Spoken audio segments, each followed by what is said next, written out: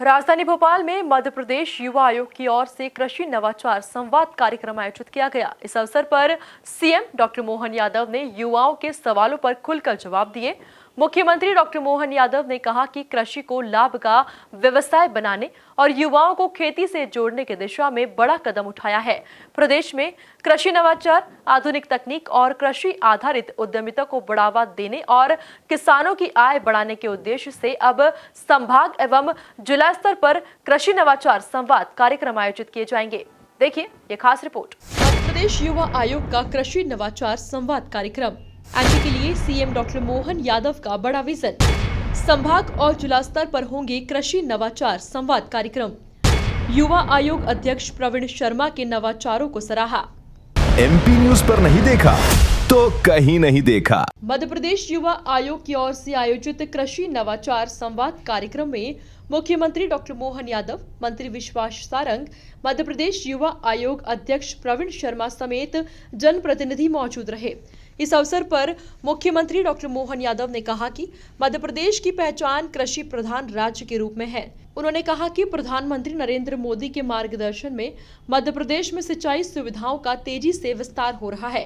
राज्य सरकार का लक्ष्य है कि आने वाले वर्षों में हर गांव तक स्वच्छ पेयजल और हर खेत तक सिंचाई का पानी पहुंचे। उन्होंने कहा कि खेती के स्वरूप में तेजी से बदलाव हो रहा है। नई तकनीक, नई फसलों, आधुनिक कृषि यंत्रों, उद्यानिकी, जैविक एवं प्राकृतिक खेती तथा कृषि आधारित उद्यमिता को अपनाकर युवा कृषि को लाभ का व्यवसाय बना सकते हैं। ने बहुत अच्छा प्रश्न किया। खेती किसानी में फसल की कीमत ये भी एक बड़ा काम है और फसल की कीमत के लिए हमको केवल खेती किसानी की फसल पे निर्भर नहीं रहना पड़ता है। खेती किसानी की फसल का एमएसपी पे दाम मिले। माननीय मोदी जी के लिए जोरदार ताली बजाओ, जिन्होंने लगातार प्रयास किया। आपको जानकारी है अभी गेहूं क्या भाव खरीदा अपन ने? कौन बताएगा? क्या भाव खरीदा है? 2625। और एमएसपी में क्या भाव था गेहूं? सरकारी खरीद का न्यूनतम मूल्य क्या था? 2585। कितना? और अपन ने भाव क्या दिलाया? उसके पहले क्या भाव था मालूम है? 2375। तो 2375 में हमने भाव दिया, बोनस लगाया उसमें 175 रुपए का। तो ये हमारा गेहूं हो गया हमारे पास 2500 रुपए का। उसके पहले जब हमारी सरकार बनी तब सरकारी दाम था 2250। कितना था? और 2250 में 150 रुपए कुंटल हमने बोनस दिया, तो 2400 रुपए खरीदा। हमारे कुल तीसरा साल आया।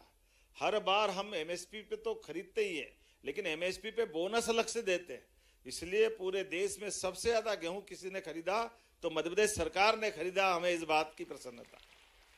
मुख्यमंत्री डॉक्टर मोहन यादव ने कहा कि किसानों को उनकी फसल का उचित मूल्य मिले, इसके लिए राज्य सरकार लगातार किसान हितैषी निर्णय ले रही है।